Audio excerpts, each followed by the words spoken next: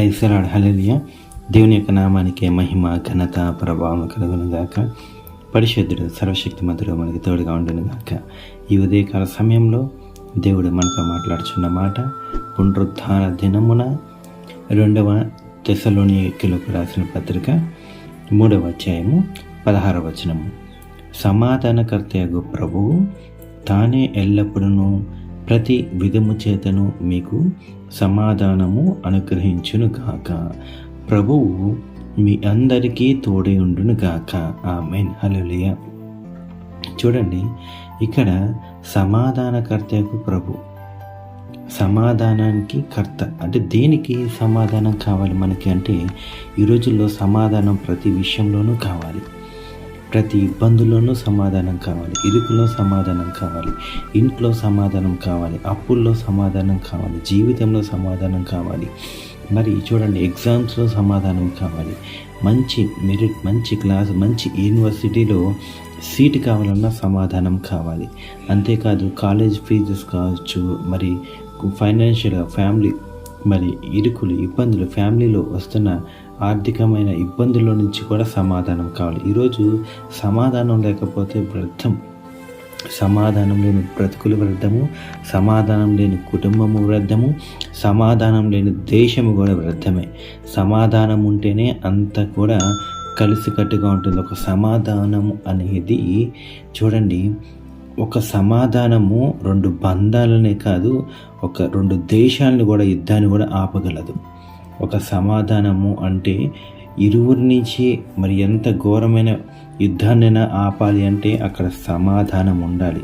అందుకే దేవుడు అంటున్నాడు, సమాధానకర్తకు ప్రభు తానే ఎల్లప్పుడూ ప్రతి విధము చేతను మీకు సమాధానము అనుగ్రహించును కాక అంటున్నాడు.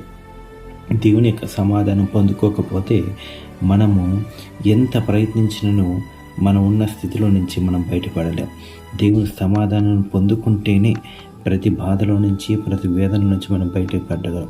మన సమాధానం కావాలంటే ఏం చేయాలి? ఈరోజు ఏం చేస్తున్నావు నువ్వు? దేవుని చెంతకు పరిగెత్తుకుంటూ రావాలి, ఆయన మందిరానికి పరిగెత్తుకుంటూ రావాలి, ఆయన వాక్యాన్ని వినాలి, ఆయన ఆరాధించాలి. పూర్ణ హృదయంతో దేవుని ఫస్ట్ ఆరాధించి, ఆయన ప్రార్థించి, నీ పూర్ణ హృదయము, పూర్ణ ఆత్మ ఆయన గనకిస్తే గనక ఆయన సమాధానాన్ని పొందుకొని వెళ్ళబోచును.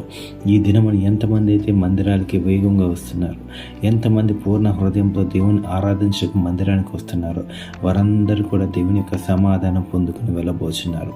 మరి ఇటు గొప్ప వాక్యము మనకిచ్చిన దేవునికే మహిమ కలుగును గాక. ఈ వాక్యం అంతా కూడా దేవుడు దీవించి ఆశీర్వదించును గాక. ప్రార్థన చేసుకుందాం. సర్వశక్తిమంతులకు ప్రభువా, సర్వాధికారి, మీకే వందనాలు, మీకే కృతజ్ఞతాస్తుతులు చెల్లిస్తున్నాం నా ప్రేమ తండ్రి. అయ్యా, సమాధానకర్తకు తండ్రి నీవేనయ్యా. మా బ్రతుకుల్లో సమాధానం కావాలి, మా జీవితంలో సమాధానం కావాలి, మా కుటుంబంలో సమాధానం కావాలి, మా ప్రాంతంలో సమాధానం కావాలి. అయ్యా, మా బిడ్డల మధ్యలో సమాధానం కావాలి, తల్లిదండ్రుల మధ్యలో సమాధానం కావాలి, సహోదరుల మధ్యలో సమాధానం కావాలి. తండ్రి నా పరమ తండ్రి, రాష్ట్రంలో సమాధానం కావాలి, దేశంలో సమాధానం కావాలి, ప్రపంచంలో సమాధానం కావాలి. ప్రతి సంఘంలో సమాధానం ఉండాలి, ప్రతి దైవజనుడి దగ్గర సమాధానం ఉండాలి. తండ్రి, నీ యొక్క సమాధానం ప్రతి ఒక్కరికి అనుగ్రహించండి, ప్రతి ఒక్కరికి కృప దయచేయమని నా పరమ తండ్రి.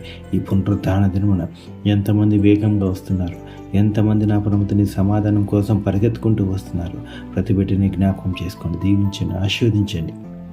అదే రీతిగా నా పరమ తండ్రి, నిన్ను ఆరాధిస్తున్న ప్రతి బిడ్డను కూడా దీవించి ఆశీర్వదించమని తండ్రి, నా పరమ తండ్రి, ఈ హోలీ స్పిరిట్ మినిస్ట్రీస్ కూడా దీవించి ఆశీర్వదించమని, నీ దాసురాలను కూడా జ్ఞాపకం చేసుకోమని, ఈ ప్రార్థన అంతా కూడా నజరేయుడైన యేసుక్రీస్తు నామములోన, పరిశుద్ధ దేవుని నామములోన మీరు నా పరమ తండ్రి యేసయ్య మీరు చేర్చుకోమని యేసయ్య నామములో అడుగుచున్నాను నా పరమ తండ్రి.